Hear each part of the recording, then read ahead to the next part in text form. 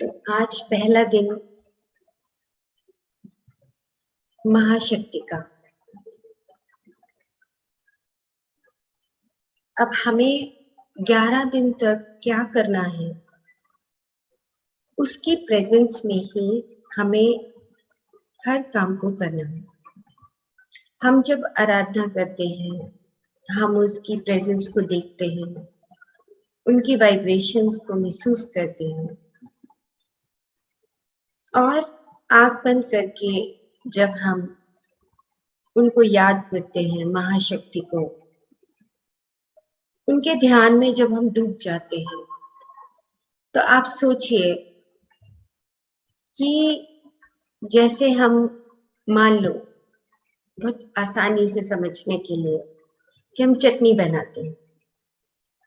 तो जब हम घर में चटनी खाते हैं रोटी के साथ, तो मान लो धनिया की चटनी बनाते हैं, तो आपके पास एक धनिया होता है, प्याज होता है, टमाटर होता है, अनार के दाने होते हैं और उसको खूब क्रश करके, मिक्स करके उसको एक स्वरूप दे देते हैं, जिसको हम बोलते हैं कि आप एक एसिमिलेट करते हैं, मिलाते हैं, घुमाते हैं चीजों को और उसके बाद फिर एक नया ट्रांसफॉर्मेशन होता है, जिसको हम ट्रांसेंडेंटल मेडिटेशन बोलते हैं, कि आप और आपके साथ जो महाशक्ति का रेजोनेंस है वो एक हो जाए, एक बन जाए। सारे तार हमें अपने अंदर के तोड़ने पड़ेंगे। तो हमारा तार तोड़ने का मतलब कि हमें सारे बंधनों से मुक्त होना पड़ेगा, तब हम उसकी रेजोनेंस में, उसकी एनर्जी में समाहित हो सकते हैं। वो एक एनर्जी है और हम अपने भौतिक शरीर में एक पकड़ को लिए हुए हैं। तो जैसे हम चटनी बनाते हैं, वो सारे तार टूट जाते हैं, छोटे से छोटा तार भी, छोटे से छोटा बंधन भी टूट जाता है।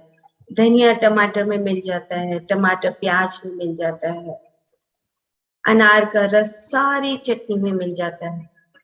तो सारे तारों को तोड़कर एक हो जाना, ट्रांसम्यूट हो जाना, ट्रांसफॉर्म हो जाना, एक नई चीज को हम उसके सामने रख देते कि देखो, अभी तो ये धनिया था, टमाटर था, प्याज था और अभी एक नई चीज आ गई है, चटनी आ गई। सेम इसी तरीके से जब हम महाशक्ति के उस प्रेजेंस को महसूस करते हैं और नवरात्रि का पहला दिन है, तो हमें अपने धीरे धीरे उस रूट चक्र में शैलजापुत्री, उस रूट चक्र जो हमारा मूलाधार है, हमें अपने उन सारे बंधनों को, तारों को तोड़ना है। एक एक चीज को खोलते जाओ, एनर्जी फॉर्म में अपने आप को बनाते जाओ। तो जब हम उनकी प्रेजेंस में बैठते हैं, जैसे उदाहरण दिया कि हम सब भी अपने कमरे में बैठे हैं और बल्ब की रोशनी है, ट्यूब की रोशनी है। ट्यूब तो कहीं बहुत दूर है, लेकिन उसकी रोशनी हमें पूरे कमरे में महसूस हो रही है, हम उसको देख पा रहे हैं। सेम इसी तरीके से महाशक्ति का जो रेजोनेंस है, उसके दायरे में बैठकर हम अपने काम को कर रहे हैं। तो हमें 11 डेज तक अपने स्वरूप को उस स्वरूप के साथ मिलाते हुए हर काम करना है। हम अपनी उस छोटी से छोटी तार को तोड़े, वहां से, उस मूलाधार से अपनी ऊर्जा को ऊपर की तरफ उठाए, शक्तिशाली बने कि हाँ, मेरे पैरों में, मेरे उन नाखूनों में, मेरी उन उंगलियों में, मेरे उन तलवों में वही शक्ति है जो महाशक्ति की शक्ति है। तो हमें उस महाशक्ति के पावर को, उस शक्ति को हमें अपने भीतर महसूस करना है। क्या मेरे पैर वैसे ही काम करते हैं जैसे एक महाशक्ति के पैर काम करते हैं? क्या मैं उनकी प्रेजेंस में, मेरे पास वो शक्ति है? क्या मैं सच में अपने उन तारों को तोड़ रहा हूं? क्या मैं अपने उन बंधनों को तोड़कर एक ऊर्जा के स्वरूप में परिवर्तित हो रहा हूं? प्रैक्टिस है, एक इतनी अच्छी प्रैक्टिस है जब हम अपने आप में धारण कर लेते कि नहीं, हमें तो परम तत्व को प्राप्त होना है, नहीं हमें तो अपने आप को बदलना है। तो बदलने के लिए तो तोड़ना तो पड़ेगा, उन तारों को तोड़ना पड़ेगा। अब चटनी बना, छोटी सी बात है कि चटनी बनाने के लिए हमें उन पत्तों को मसलना पड़ता है, उसके अंदर से रस निकालना पड़ता है। तो और हम अपने आप को सोचे कि हम तो अभी अहंकार में हैं, तो फिर सोचे कि हमें प्राप्ति हो जाएगी मोक्ष की, या भगवान हमें मिल जाएंगे, या उसकी ऊर्जा हमें प्राप्त हो जाएगी। अगर हमारा दायरा इतना कठोर है कि हम तोड़ नहीं पा रहे हैं, तो महाशक्ति के रेजोनेंस को होते हुए भी हम महसूस नहीं कर पाएंगे। वो कब महसूस कर पाएंगे? जब हम अपने इस भीतर बने हुए अहंकार को तोड़ देंगे। और अगर अहंकार नहीं टूटेगा तो ठीक है, फिर कर लेंगे, कोई बात नहीं।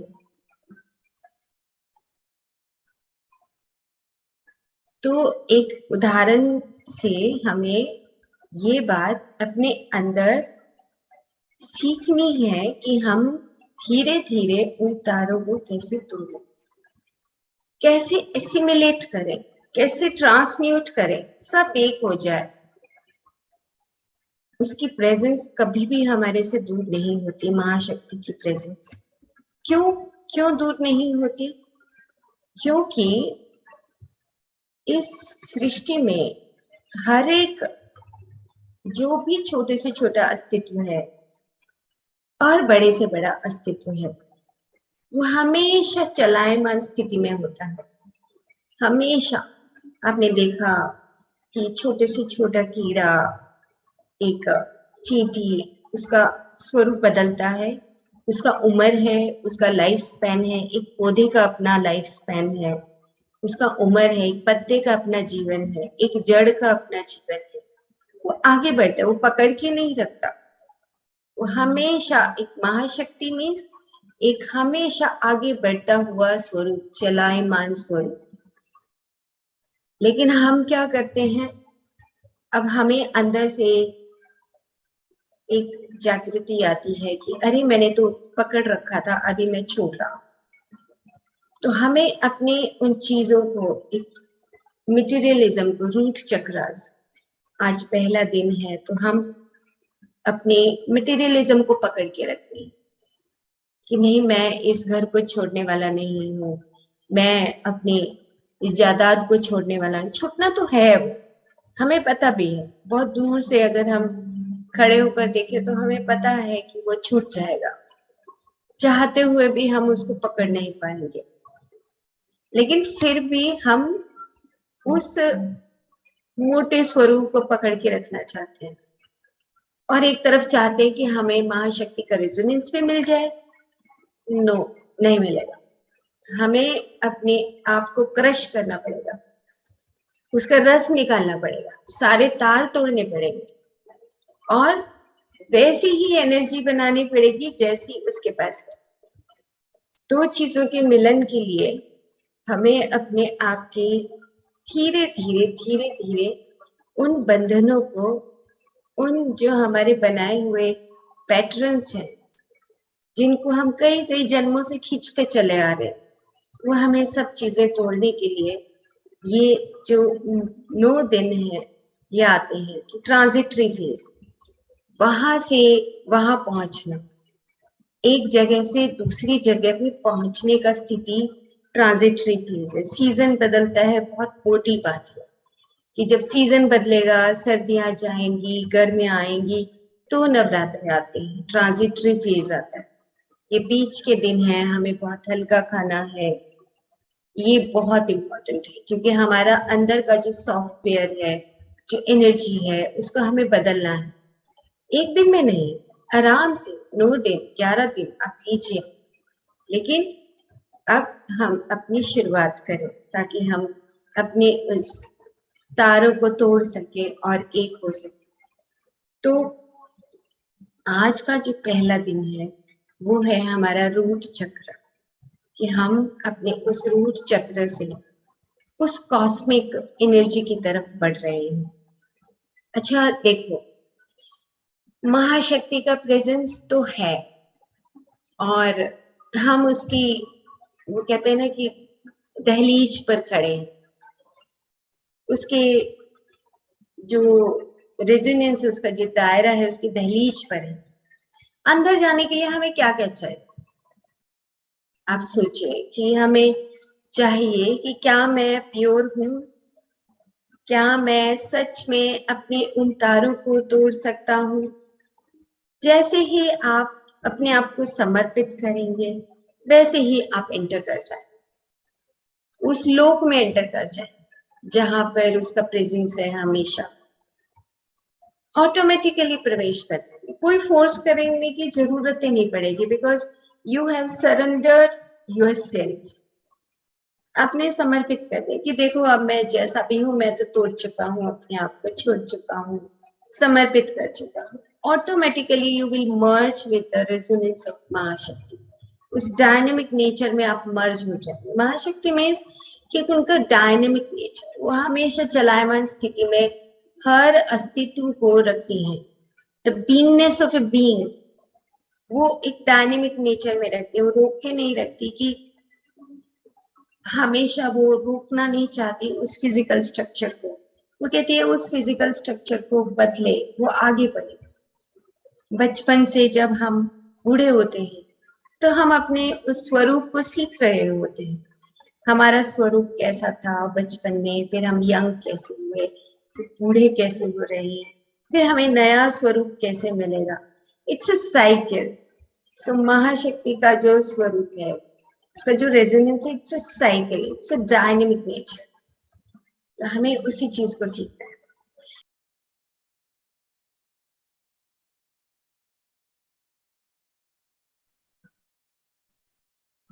तो इस प्रकार से हमें उस महाशक्ति के रेजोनेंस में, इस दायरे में हमेशा उसकी प्रेजेंस के साथ ही हमें अपने दिन के, रात के अपने कार्य करने चाहिए।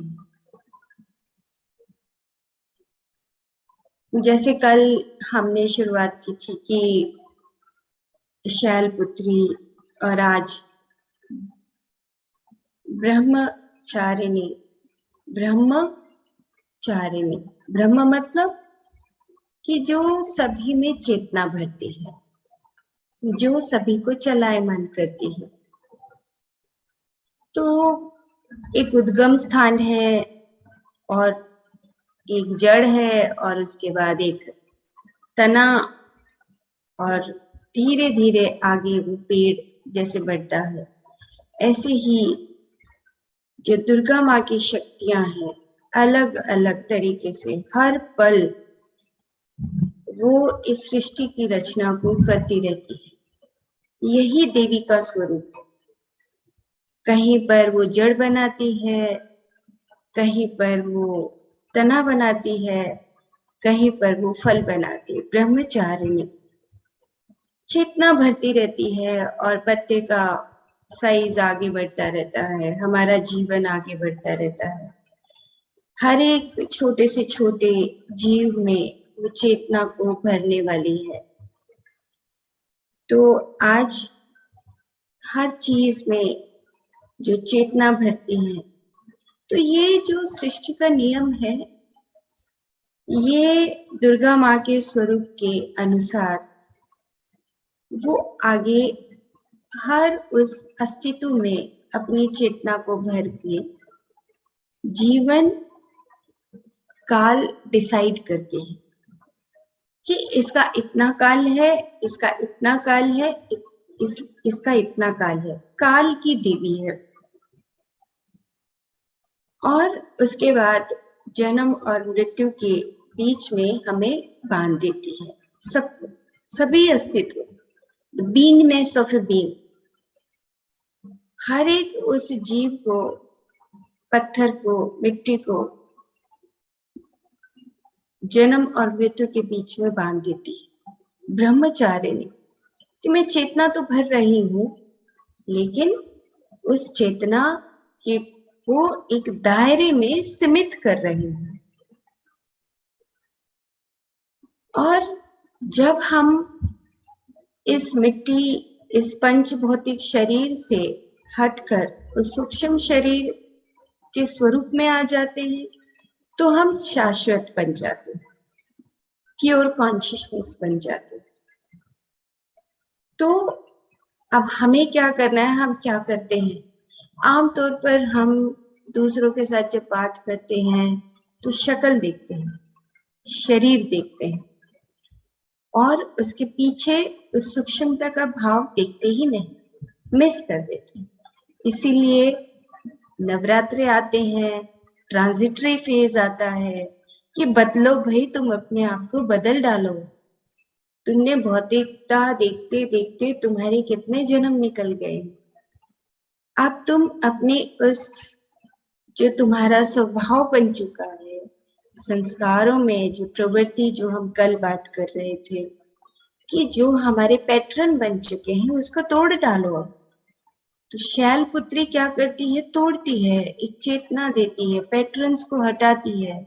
वो कहती है तुम छोड़ो अभी ये ईगो, ये तुम्हारा जो कैरेक्टर है, पर्सोना है। कैरेक्टर मीन्स लाइक आपका जो बिहेवियर है वो दूसरों के सामने क्लियर कट डिसाइड करता है कि ये वो है, लेकिन हमें तो तोड़ना है, क्योंकि हमें तो उसी सेल्फ में मिलना है जहां पर वो महाशक्ति का जो रेजोनेंस है। उसके चरणों को देखो आप, महाशक्ति के जब हम भौतिक स्वरूप में उसके चरणों को देखते हैं, चरण कमल को देखते हैं, तो कितनी शक्ति महसूस होती है। क्या हमें अपने उस सूक्ष्म शरीर में वो शक्ति महसूस होती है? क्या हमारे पैरों में उतनी ताकत है? क्या हमारी उंगलियों में उतनी ताकत है? नहीं है, तो हमें वैसा ही बनना है। उसी के रेजोनेंस में बैठकर हम वैसा बन सकते हैं, अपनी सूक्ष्मता को देखते हुए। भौतिक स्वरूप सिर्फ दिखाने के लिए कि हाँ, जैसे पार्वती माँ का पैर यहाँ कुरुक्षेत्र में, जब काली माँ का मंदिर है तो वहां पे पार्वती माँ का पैर पड़ा, ऐसा बोलते हैं। एक पैर में कितनी शक्ति होगी, एक पैर में कितनी शक्ति होगी, अंदाजा नहीं लगा सकते हम। क्यों? क्योंकि वो संपूर्णता के भाव के साथ उस पैर में समाई हुई है। तो क्या हमारा वो संपूर्ण भाव हम जब नवरात्रि रखते हैं या हम हर रोज जो काम करते हैं, उसमें क्या हमारा संपूर्णता उस चेतनता के भाव से करते हैं? तो एक प्रैक्टिस बनानी है कि ब्रह्मचारिणी फिर जैसे वो चेतना भरती है, ऐसे ही हम उस भौतिक शरीर के जो पीछे जो चेतना का शरीर है, जो सूक्ष्म शरीर है, हम वहां पर उस शरीर को देखते रहें कि नहीं, तुम जैसे भी हो मेरे लिए स्वीकार भाव है। और इसी स्वीकार भाव को हम प्रेम और करुणा में आगे परिवर्तित कर देते हैं। अब हमारा जो स्वभाव है अनेक जन्मों से जो चल रहा है, उसी को तोड़ना है, अहंकार स्वरूप को तोड़ना। और अहंकार टूटता है तो चेतना आगे बढ़ती है। जैसे पत्थर के अंदर से कोई बीज निकल कर एक पौधा बनता है, छोटा पौधा बनता है, फिर उससे बड़े का बड़ा बनता है, उससे बड़ा बनता है, पेड़ के स्वरूप में आता है और बरगद बन जाता है। बरगद बनने का जो स्वरूप है वो इतने जल्दी नहीं आता, जनरेशन टू जनरेशन आगे बढ़ता है। तो यहाँ पर माता और पिता और बच्चे की बात नहीं है, आप अपने आप में उस जनरेशन के भाव से दूसरों को किस प्रकार से जीवन दान दे रहे हैं, जीवन दे रहे हैं, ये भाव हमारे भीतर होना चाहिए। ब्रह्मचारिणी आज का पूरा दिन हम जब भी आंख बंद करें उस ब्रह्मचारिणी के स्वरूप को देखें और अपने अंदर कल्पना करें पहले, और उसके बाद फिर अपने उन पैरों के तलवों में, उन उंगलियों में, उन पिंडलियों में, हाथों में, आंखों में वो शक्ति उत्पन्न करें कि नहीं, अभी जहां जहां हम सोए हुए थे वहां पर हमारी चेतना भर रही है और हम फिर से नया बन रहे हैं। तो हमेशा जो नया स्वरूप बनाती है वो ब्रह्मचारिणी, नया जो जन्म देती है, और ये चक्र चलता रहता है। तो हमारा जो पर्सोना है, जो कैरेक्टर है, जो इगोइज्म है, उसको तोड़ना है। हर जन्म में हम अलग पर्सोना लेकर आते हैं, अलग अलग स्वभाव होता है, लेकिन एक कैसे करें हम? वननेस में कैसे आए, होलनेस में कैसे आए? होलनेस मतलब सारे कैरेक्टर छोड़ दे, मर्ज हो जाए हम, तब जाकर हम होलनेस, उस देवी स्वरूप को, उस देवी स्वरूप में आ सकते हैं और देवी स्वरूप को समझ सकते हैं। So we have to become and behave like a wholeness, behave like the character of a goddess.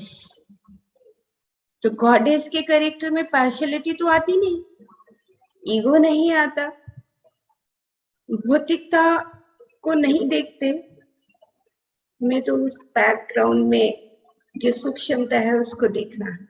So always be in practice with in the resonance of goddess, कि yes, I am also like you।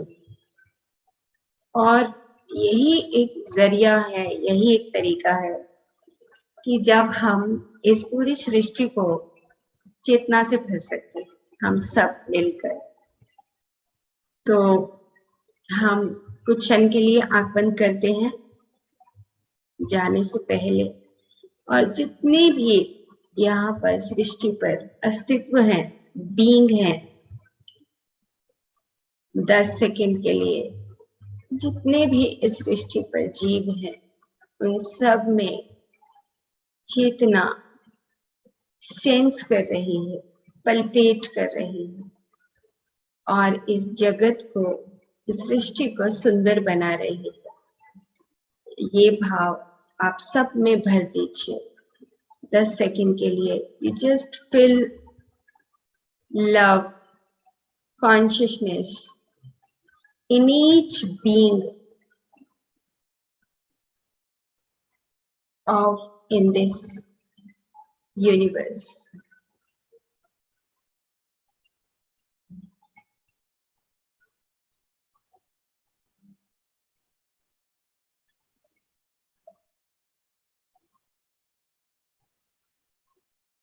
Okay, thank you. आंखें खोल लीजिए।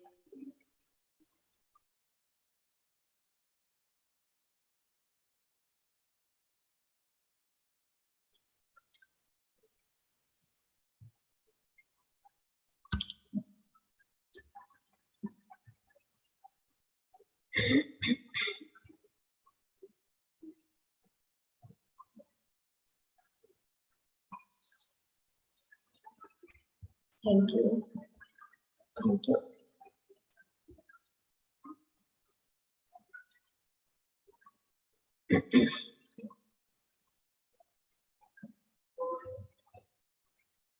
तो हम जब महाशक्ति की resonance में रहने की आदत बना लेते हैं, महाशक्ति मीन्स द प्योर कॉन्शियसनेस जो हमेशा चलायमान स्थिति में रहती है, यानी कि हमारा जो डायनेमिक नेचर, हम हर पल बदल रहे हैं, हर पल अपने आप को नया बना रहे हैं।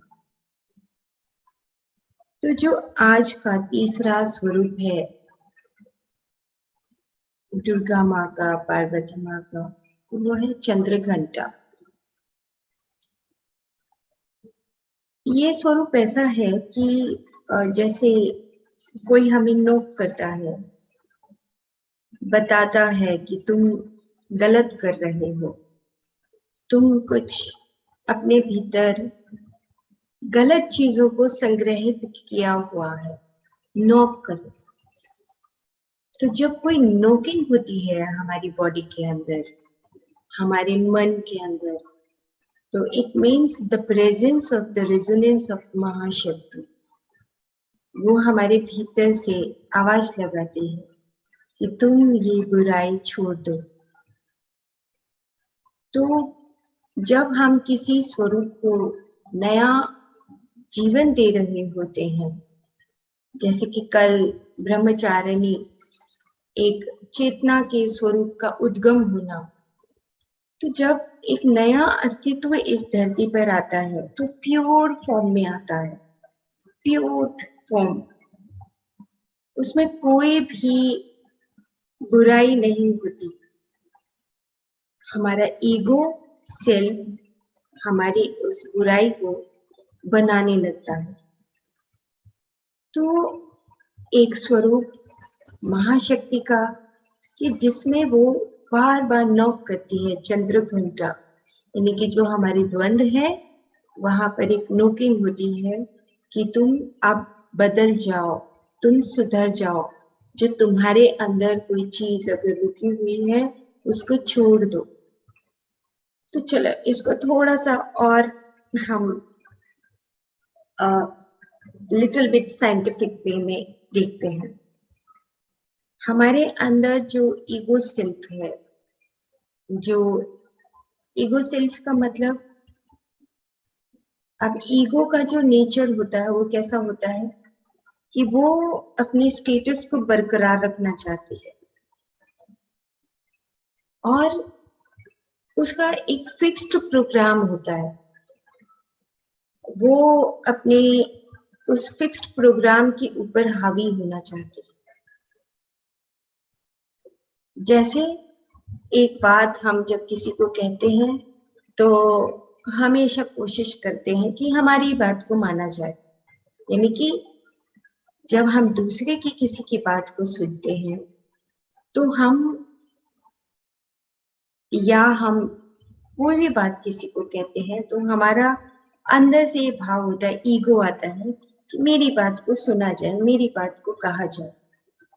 लेकिन जो हमारा ब्लिस सेल्फ है, जो हमारा क्वांटम सेल्फ है, वहां पर उसकी जगह ईगो सेल्फ की बहुत छोटी सी है।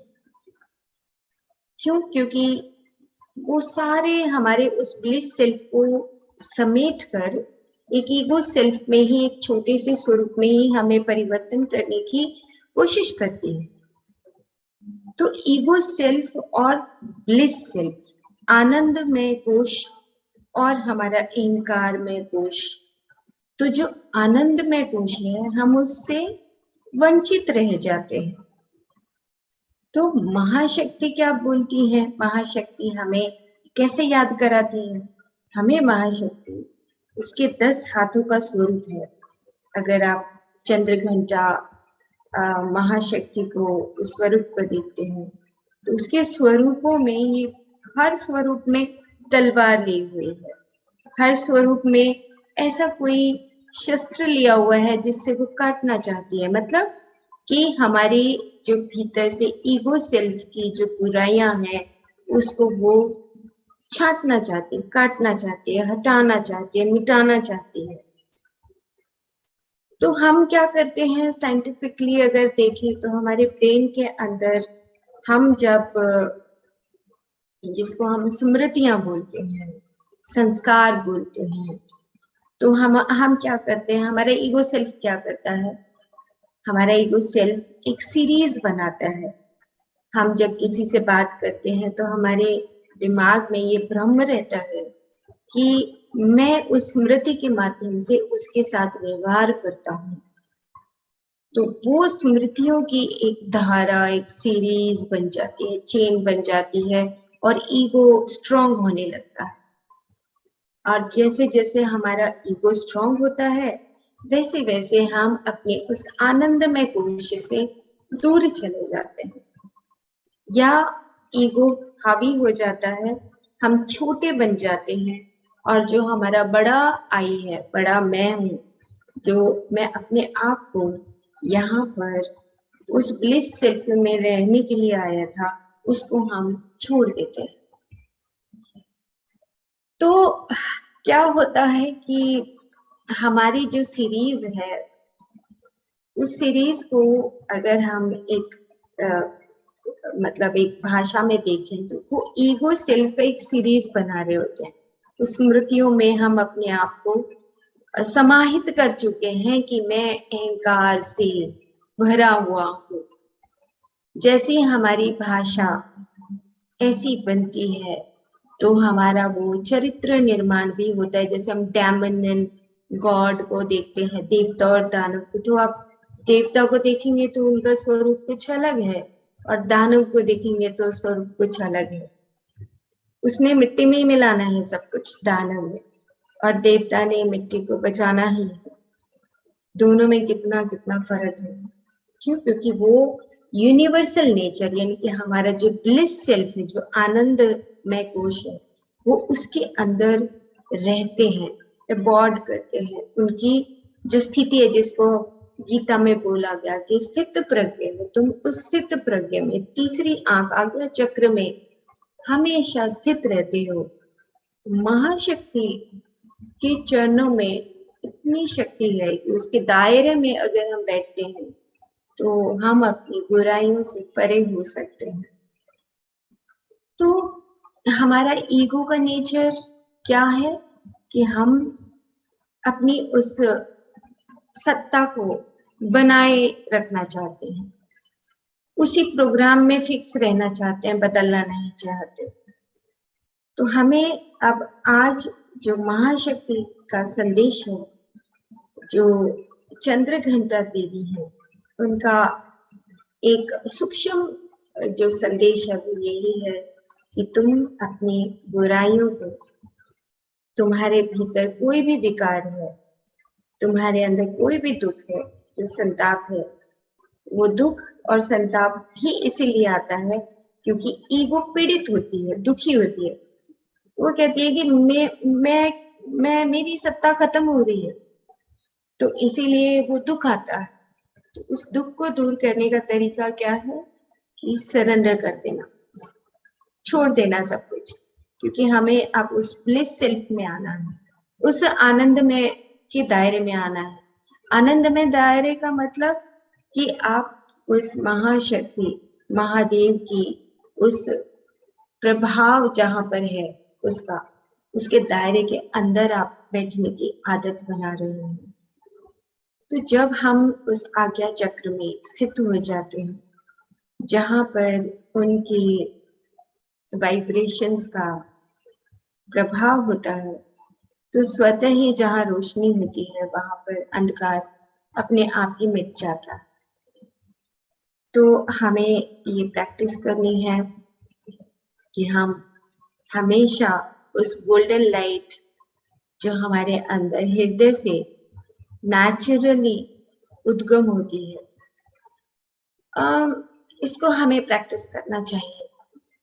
आप जब भी आपको समय मिले अपनी आंखें बंद करें और अपनी आंखें बंद करने के बाद अपना ध्यान अपने हृदय के पास लेकर जाएं और हृदय के भीतर गहरे उतर जाएं और देखें कि मेरा जो सही स्वरूप है, आनंद का स्वरूप है, उसका जो फाउंटेन है, उसका जो नेचुरल उद्गम है, वो तो मेरे पास है ही, पर मैंने अपने उस ईगो सेल्फ में फंसकर उस नेचुरल गोल्डन लाइट को खो दिया। गोल्डन लाइट, आप सोचिए कि गोल्डन लाइट, अगर हम कह रहे हैं कि गोल्डन लाइट है, मतलब इसका क्या हुआ गोल्डन लाइट? आप अपने अंदर से अपने आप को जवाब दीजिए। मतलब जहां पर वो गोल्डन कलर जहां पर रहता है, वहां पर एक ऑटोमेटिकली जो करुणा है, प्रेम है, वो अपने आप फूटने लगता है, एक वार्मथ आने लगती है, जब आपका प्रेम और करुणा अपने से छोटे पशुओं के लिए, पक्षियों के लिए उमड़ने लगता है। और सिल्वर लाइट, जब आप अपने हृदय में सच में उस सिल्वर लाइट को देखते हैं तो एक शांत बहाव आपके पास आने लगता है। आप बहुत कूल होने लगते हैं। और ये दो ही शक्तियां हैं जो इस पूरी सृष्टि में समाई हुई हैं। किसी के दुख को दूर करने के लिए आप उसको प्यार से समझाते हैं, काउंसलिंग करते हैं, एक माँ बनकर, डॉक्टर बनकर, पिता बनकर, भाई बनकर। So you have that golden color, golden light. Yes, I'm healing that person. ये क्या है? ये हमारा कौन सा स्वरूप है? ये हमारा ब्लिस है, ब्लिस का दायरा है। और जब हम शांत होते हैं, अपने आप में समा जाते हैं, तब हमारा सिल्वर कलर का स्वरूप होता है। I am more stable. हाँ, मैंने दुनिया को अनुभव करते हुए मैं और स्टेबल हो रहा हूँ। स्टेबिलिटी, एक शांति आती है। सो ये एक प्रैक्टिस करिए जब आपको समय मिलता है, भले ही 2 मिनट, भले ही 5 मिनट, भले ही 10 मिनट। नॉट फोर्स एनीथिंग, कुछ भी फोर्स नहीं करना आपने अपनी लाइफ में। आपको अंदर से एक आवाज आती है, इस आवाज को ही ब्लिस का वॉइस, ब्लिस वॉइस एक अलग वॉइस होती है। वो अंदर से एक आवाज लगाती है, नहीं तुम ईगो को छोड़ो, नहीं तुम गलत कर रहे हो, नहीं तुम सेल्फिश बन रहे हो। एवरी मोमेंट, मरते दम तक, हर इनकारनेशन में हमें वो आवाज आती है। हर जन्म में हमारा ब्लिस आवाज लगाता है। लेकिन हमारा जो ईगो का एक सीरीज है, उसका जो चेन सिस्टम है, वो हमें जकड़ के रखता है, वो पकड़ के रखता है कि नहीं, मैं तो तुम्हें छोड़ने वाला नहीं, यानी कि मनस।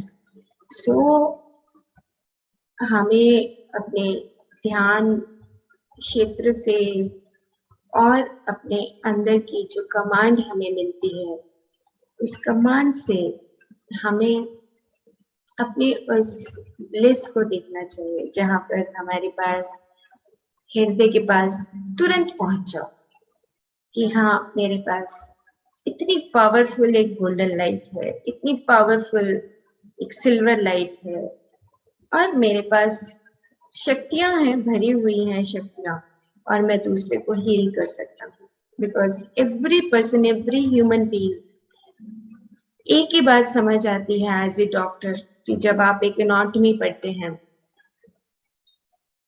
तो सबका बॉडी, ह्यूमन बॉडी वैसा ही बना हुआ है, कोई किसी में फर्क नहीं है। फिजियो पढ़ते हैं तभी भी कोई फर्क नहीं है। तो फिर हम अपने आप को छोटा कैसे मान लेते हैं? इतनी बेकार की बातें करते कैसे हैं? बेकार का सोच रखते कैसे हैं? जबकि हमें तो ब्रेन, हायर ब्रेन दिया गया है। तो जब हमारे पास हायर ब्रेन है तो हम छोटा सोचने की शक्ति ये कहाँ से आती है? ये हमारा जो एनिमल नेचर है उसको हमें छोड़ना पड़ेगा। क्यों? क्योंकि हम अब मनुष्य योनि में एक हायर फॉर्म में आ चुके हैं। तो हायर फॉर्म मतलब कि आप पशुओं की भी हेल्प करने वाले हैं, पक्षियों की भी हेल्प करने वाले हैं। तो आपके अंदर वो सारे गुण आपको सजाने हैं।